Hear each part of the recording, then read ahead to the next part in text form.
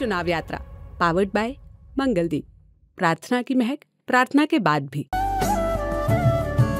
प्रार्थना की महक प्रार्थना के बाद भी।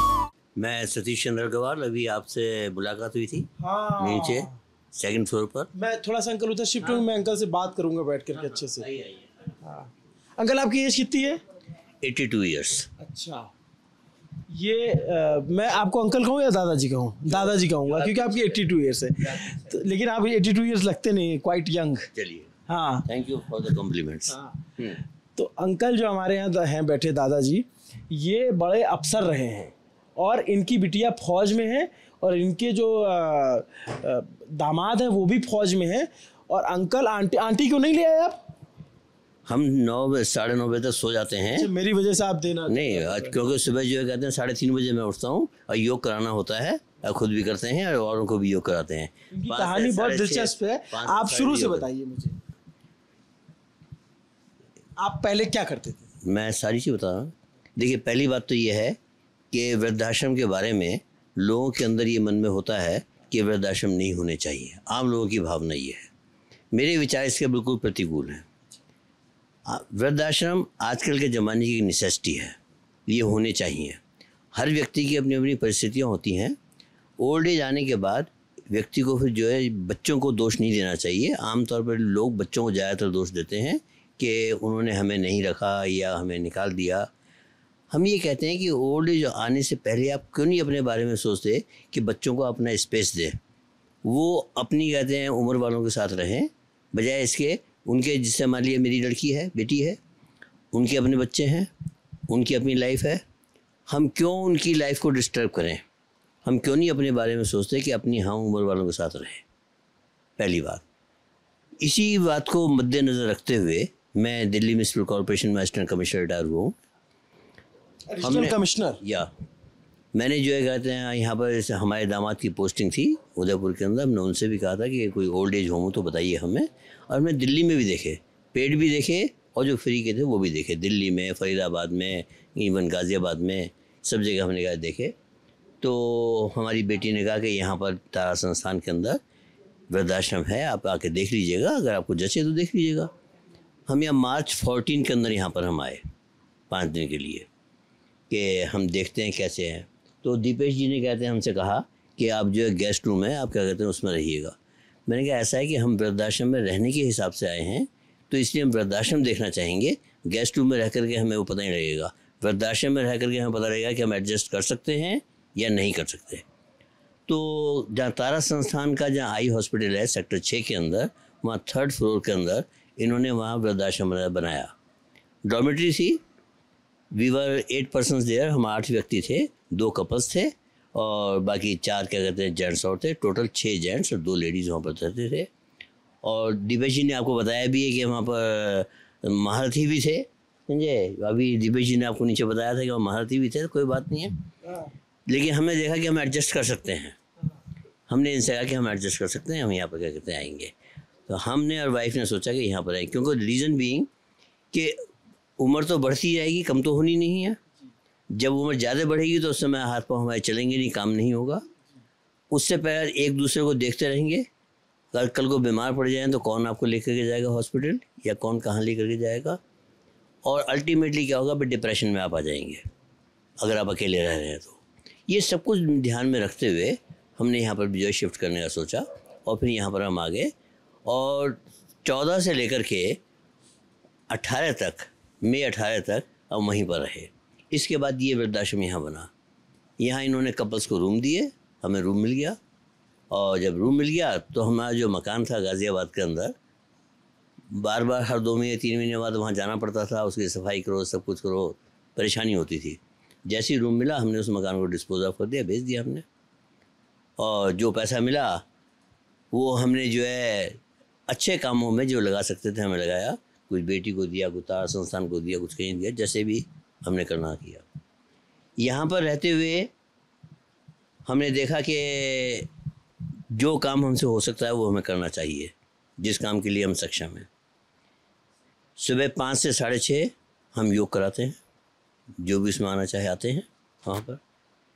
दिन में भोजन के लिए जब भोजन होता है तो उसमें परोसने का काम भी क्या कहते हैं हम करते हैं। इसके अलावा जो जितने भी रेजिडेंट्स यहाँ पर हैं उनकी फ़ाइलें वगैरह मेंटेन करना, ये काम भी क्या कहते हैं हम करते हैं कि उनकी फ़ाइलें जो है कहते हैं प्रॉपर वे में बने, उनका रिकॉर्ड जो पूरा कहते रहे, ताकि कल को कोई भी अगर चेक करे, गवर्नमेंट ऑफिशियल भी अगर आए तो उनको रिकॉर्ड पूरा मिल जाए।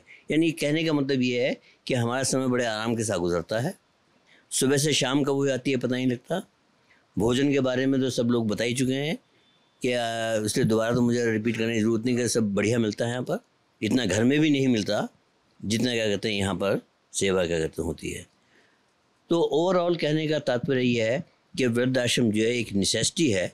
वो पहले ज़माने चले गए जब जॉइंट फैमिली होती थी, बच्चे भी जो है नौकरी करने सुबह जाते थे और शाम को घर पर वापस आ जाते थे। अब कैरियर प्रोग्रेशन के लिए दूर दूर जाते हैं, इवन विदेशों में भी जाते हैं। तो बच्चों को उनको हमें हवा दे देनी चाहिए कि भाई आप अपना कैरियर जैसे बनाना चाहें बनाएं, हम अपनी लाइफ अपने बनाएंगे अगर आपने प्रेम भाव रखना है तो।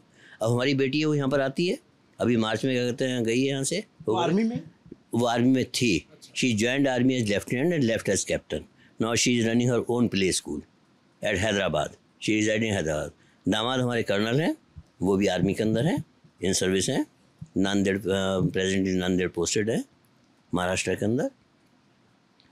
तो हमने जो है फिर ये यहाँ पर देखा, अब उसी का नतीजा है कि हम बिल्कुल स्वस्थ हैं। क्यों स्वस्थ तभी व्यक्ति रह सकता है जब मन को शांति हो, कोई चिंता ना हो। हमें कोई किसी में चिंता नहीं है। अभी बेटी मार्च में आई थी, पूरा राजस्थान में कहते हैं घुमा के लेकर के आई है, जोधपुर, जैसलमेर, पुष्कर वगैरह सब कहते हैं घुमा के लाई है। तो वो भी आती है, हम भी उसके बाद जाते हैं मिलने के लिए। कोई बंदिश नहीं है। और सबसे बड़ी खूबी क्या है इस वृद्धाश्रम की कि यहाँ हर जाति हर मज़हब का व्यक्ति रह सकता है। ऐसा क्या कहते हैं वृद्धाश्रम आपको दूसरी जगह देखने को नहीं मिलेगा, ये मैं गारंटी रूप से कह सकता हूँ। यहीं उदयपुर के अंदर एक सिंधियों का वृद्धाश्रम है, वहाँ केवल सिंधी रहते हैं। यहाँ पर ऐसा नहीं है। यहाँ पर हिंदू हो चाहे मुस्लिम हो, किसी भी जाति का हो, किसी भी धर्म का हो, सबको बिल्कुल बराबर रूप से जो है सम्मान मिलता है और दिया जाता है। और जो सक्षम है, जो जैसा ये पूरा निःशुल्क है, तो हम हर एक से यही कहते हैं कि भाई जो सक्षम है वो संस्था को जितनी क्या कहते हैं मदद कर सकते हैं करनी चाहिए, क्योंकि ये बिल्कुल निःशुल्क है और पैसा आएगा तो आगे कहते हैं खर्च किया जाएगा, तभी क्या कहते हैं चल पाएगा। पूरी तरह चैरिटेबल है ये। और ये कल्पना जी जो संस्थापिका हैं और दीपेश मित्तल जी जो CEO हैं, ये इन दोनों की हम तो कहेंगे विलक्षण प्रतिभा है कि वो सोचते हैं कि हम जैसे माँ बाप को सम्मान देते हैं वैसे ही यहाँ रहने वाले वृद्धों को सम्मान दिया जाए, और देते हैं। और उसी का नतीजा है कि आपने जिन का इंटरव्यू लिया, यहाँ रहने वाले किसी भी आपको ये नहीं मिला होगा कि हम यहाँ रह करके दुखी हैं। दुखी पीछे से होकर के आए हैं, यहाँ रह के तो सुखी हैं। और जैसा यथा नाम तथा गुण, आनंद वृद्धाश्रम जैसा नाम है वैसे ही आनंदित जो यहाँ रहने वाले हैं। अच्छा अंकल, जब मैं आ रहा था ना यहाँ पे, अच्छा मैं आपको दादा कहना चाहता हूँ। आपकी उम्र 82 है, लेकिन आपकी आवाज़ में इतनी बुलंदी कि मेरे से अंकल निकल रही। आप बहुत क्वाइट यंग हो जैसे, और आपके विचारों में इतनी मजबूती है। ये विचार ऐसे आपने बताया कि एडिशनल, तो आप एडिशनल कमिश्नर यानी असिस्टेंट कमिश्नर, तो लगभग आप IRS रैंक तक गए? नहीं, ये क्या कहते हैं डिपार्टमेंटल प्रमोशन कमेटी के थ्रू। मतलब आप PCS जैसे होते हैं वैसे? हाँ, बिल्कुल बिल्कुल बिल्कुल बिल्कुल। और अंकल को जो पेंशन मिलती है वो इस आश्रम को दान करते हैं, ऐसा है? हाँ, अब खुद भी इस्तेमाल करते हैं, आश्रम को भी देते हैं, बेटी को देते हैं, जहाँ जहाँ हम देना चाहें वहाँ देते हैं हम। और आश्रम को भी जो है हम इतना देते हैं जितना हमारे पास खर्च होता है उससे कुछ ज़्यादा ही देते हैं, और देना चाहिए। हम तो हर एक को कहते हैं जो सामर्थ्यवान दे सकते हैं वो दें। पेंशन तो आपको अच्छी आती होगी? नेचुरल बात है। ऑफिसर रहे आप।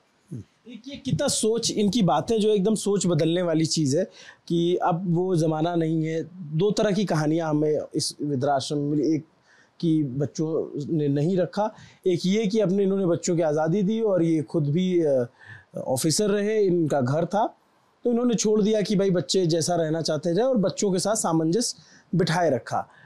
अंकल मैं एक चीज़ जानना चाहता हूँ कि लेकिन जैसे ये कहानियाँ आती हैं हमारे सामने कि बच्चों से नहीं बन रही है, या फिर जहाँ तक इन कहानियों की बात है मैं आपको संक्षेप में बता देता हूँ। कुछ हद तक बच्चे दोषी हो सकते हैं, लेकिन ज़्यादातर मामलों में मैं समझता हूँ बुजुर्ग लोग जो दोषी हैं। आपने ये जो रेमंड क्या कहते हैं क्लॉथ आता है, उनके फादर की कहानी आपने सुनी होगी, जिनका बेटा गौतम सिंघानिया भी था, ठीक नहीं है। उन्होंने सब कुछ जो है क्या कहते हैं बच्चों का नाम कर दिया और बच्चों ने उनको घर से निकाल दिया। व्यक्ति को इतनी समझ होनी चाहिए कि हमने अपनी वृद्धावस्था पार करनी है, सब कुछ एक साथ बच्चों का नाम क्यों कर रहे हैं? बच्चों को दोष देना बड़ा आसान है। मैं भी अपनी प्रॉपर्टी सारी बच्चों के नाम कर सकता था और कल को मैं रो सकता था। हमने ऐसा नहीं किया। बच्चों को दो ज़रूर दो, लेकिन अपनी वृद्धावस्था को देखते हुए दो कि आपने अपनी वृद्धावस्था कैसे पार करनी है। ये व्यक्ति के खुद सोचने के ऊपर डिपेंड करता है। बच्चों को दोष देना बड़ा आराम है, बड़ा आसान है कि बच्चों ने हमें कहते हैं खाने निकाल दिया। गलती तो पहले आपने की है। ऐसा होता नहीं। इसमें ऐसा क्या है कि हमारा जो समाज है इमोशनल समाज है। अंकल बहुत ही पढ़े लिखे, इंटेलेक्चुअल हैं, मजबूत इरादे वाले हैं, लेकिन आप ज़्यादातर लोगों से मिलोगे, जैसे वो एक अंकल बता रहे थे कि भाई बेटे ने ये किसी ने बोला कि भाई मैं मर जाऊंगा, पटरी के नीचे आ जाऊंगा, तो वो माता पिता कई बार ऐसा होता है कि वो क्या करें, फिर वो दोराहा ऐसा होता है। और दूसरी बात जो अंकल जो कह रहे हैं कि स्पेस देना चाहिए, वो स्पेस देना भी जब संभव है जब आपको कोई पेंशन मिलती हो, वरना जिनके पास पेंशन नहीं है, क्योंकि सोशल सिक्योरिटी नहीं है इंडिया के अंदर, तो एक अवस्था के बाद में बुजुर्ग क्या करेंगे? अगर कोई सोर्स ऑफ इनकम नहीं है, वो 1000-2000 रुपए गवर्नमेंट की अगर कोई वृद्धावस्था पेंशन है उससे गुजारा हो ही नहीं सकता है। और इतना बड़ा देश है, कोई गवर्नमेंट गुजारा करवा भी नहीं सकती। मतलब मैं इसमें गवर्नमेंट को बिल्कुल दोष नहीं दूंगा, क्योंकि इतना बड़ी पॉपुलेशन में इम्पॉसिबल है कि सबको आप 1000 रुपए कहीं 2000 कि कहीं अमेरिका इंग्लैंड जैसे आप उनको आराम से भाई आपने जिंदगी निकाल लो, वैसा पॉसिबल ही नहीं है। तो इसलिए वो आप स्पेस भी नहीं दे सकते ना कि आप इनकी बात से इत्तेफाक रखते हैं? मैंने कहते हैं थोड़ा सा यहाँ पर डिफरेंस है। इन्होंने जो कहा वो बिल्कुल सही कहा, मैं वहाँ तक तो सहमत हूँ। मैं सबके पास सोशल लेकिन मैंने कहा हाँ, लेकिन जो समर्थ हैं मैंने उनके लिए कहा है, उनको स्पेस देना चाहिए। ये भी यही कहना चाहते हैं, मैंने भी यही कहा। जो सामर्थ्यवान हैं उनको स्पेस देना चाहिए। मैंने इसलिए सिंघानिया का को मैंने उदाहरण दिया, वो सामर्थ्यवान थे, गलती उन्होंने की, नाम कर दिया, वो कोई इमोशनल नहीं, ये इमोशनल नहीं है। ऐसे इमोशनल क्या कहते हैं? फिर किस बात आपका सामर्थ्य है, पैसा है आपके पास, सब कुछ जीते जी आप बच्चों के नाम कर रहे हो, फिर बच्चों को गालियाँ दे रहे हो जो बच्चे निकाल रहे हैं। गलत तरीका है ये। अपने बारे में पहले सोच लो, बच्चों को दो, मना नहीं कर रहा है, लेकिन ऐसा नहीं कि अपने को अलग करके दो। आप ये सोचो आपने कैसे गुजारा करना है। ठीक बात है। कितनी अच्छी बातचीत रही और कितनी सारी कहानियाँ निकल कर आई। अंकल अफसर रहे, बहुत सारे लोग अच्छी अच्छी जगहों पे रहे। ये अपने आप में एक सीख देने वाली पूरी बातचीत रही। मुझे लगता है 1 घंटे से ज़्यादा की बातचीत है। ये वृद्धाश्रम बहुत अच्छा है।